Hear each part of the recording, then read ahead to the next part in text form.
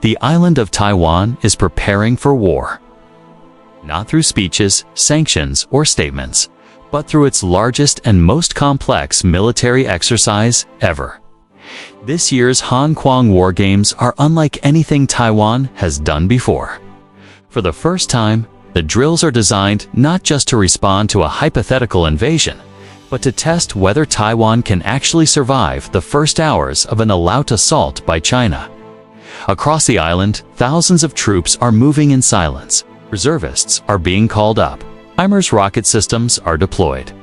Fighter jets streak through the skies. And underground command centers are going dark, cut off from civilian networks as cyber attack simulations begin. This isn't just about training soldiers. It's about preparing the country for the unthinkable. A sudden, full-spectrum invasion by the People's Liberation Army. The Han Kuang exercises have been held annually since the 1980s, but this year, the scale, strategy, and political context are entirely different. Over 22,000 troops are directly involved in live fire and command drills. In the north, joint air defense batteries are intercepting simulated missile barrages. Along the southern coastline, Marine units are practicing asymmetric warfare, laying traps and preparing ambushes for a potential Chinese amphibious landing. Deep in the mountains, mobile artillery is practicing shoot and scoot tactics, designed to strike and disappear before being detected by satellites or drones. But the most critical component of the 2025 War Games is what can't be seen. Taiwan is simulating a massive cyber attack, one that takes out government servers, banking systems, and even cuts off military communications. The goal is to see if Taiwan's command and control structure can operate in isolation. No GPS, no internet, no civilian support. A military running on backup power and classified communication systems. In other words, a rehearsal for day one of a real war with China. This shift reflects a grim reality. Taiwanese and US analysts believe that if Beijing ever orders an invasion, the first attacks will be digital and invisible. Malware will shut down traffic lights. Banks will freeze.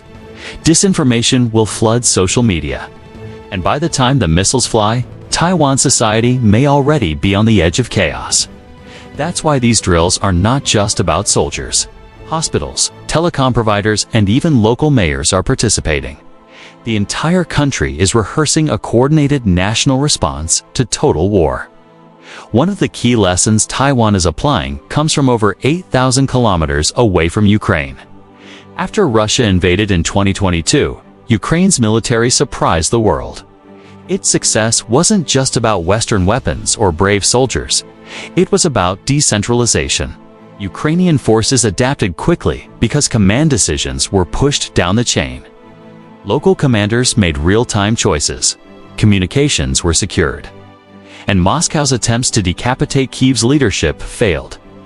Taiwan is watching closely. In this year's drills, one of the core goals is to see whether lower-level commanders, captains, majors, even platoon leaders can operate independently if Taipei is cut off. Can regional units continue to fight if central command is destroyed? Can a shattered military network reassemble in the field? These are the questions being tested behind the scenes. There's also another shift in mindset. Taiwan isn't assuming it can repel a full invasion with conventional means. Instead, it's investing in what it calls a porcupine strategy. Small, sharp, asymmetric responses that make an invasion costly and uncertain. This includes mobile missile launchers, fast sea mines, and swarms of drones that can overwhelm enemy radar. During the war games, drone operators are simulating attacks on Chinese ships, bridges, and even armored convoys using low-cost, GPS-guided drones built in secret military factories. The symbolism here is powerful. Taiwan is no longer pretending a confrontation with China is unthinkable. It's planning for it as an eventuality. And it's doing so under the very real shadow of Beijing's growing military pressure. This year alone, Chinese fighter jets have entered Taiwan's air defense identification zone nearly every week. Warships have circled the island. Satellite photos show Chinese military units rehearsing beach landings that mirror Taiwan's coastline. And recently, China's military launched its own joint exercises near Fujian province, timed to coincide with Taiwan's drills. It's a silent message: we're watching, we're ready. And we can escalate too. But it's not just about China. The United States is quietly involved.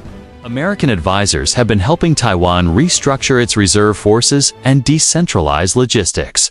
U.S. Marines have reportedly trained alongside Taiwanese units in jungle warfare and urban combat.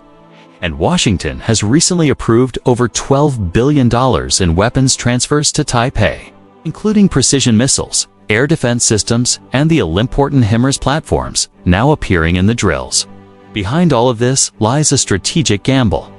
Taiwan hopes that by demonstrating readiness by rehearsing every scenario, it can deter Beijing from taking the next step. Military preparation becomes a form of messaging. These drills aren't just for Taiwan's own survival. They're a signal to Washington, Tokyo, Canberra, and the world. We're not going to collapse in 24 hours. We're not Crimea. We're not Kabul. We're building the capability to hold out and to hold the line. But deterrence is a double-edged sword. Some analysts warn that high-profile war games can backfire. They can trigger escalations, misread intentions, or even tempt preemptive strikes. And the more prepared Taiwan becomes, the more China might feel pressure to act before it's too late. Beijing's leadership has repeatedly said that reunification with Taiwan is inevitable, even by force. And President Xi Jinping has tied this ambition to his personal legacy. So what happens if Taiwan succeeds in turning itself into a fortress? It may prolong peace, or it may simply push the conflict to new domains: cyber, space, political interference. One thing is clear: the window for strategic ambiguity is closing. Taiwan is no longer waiting to be told what its future will be. It's preparing to defend it. As we watch the drills unfold this week, one thing becomes obvious. War isn't always declared. Sometimes it's rehearsed in silence while the world watches from a distance. But what happens when the rehearsal becomes real? Thanks for watching GeoFrontline. Subscribe for more deep dive coverage of conflict, strategy, and global power. And let us know in the comments, do you think Taiwan's preparations are enough to stop China from making its move? Or are we simply watching the quiet countdown to the next great war? Let's keep asking the hard questions before the answers are forced upon us.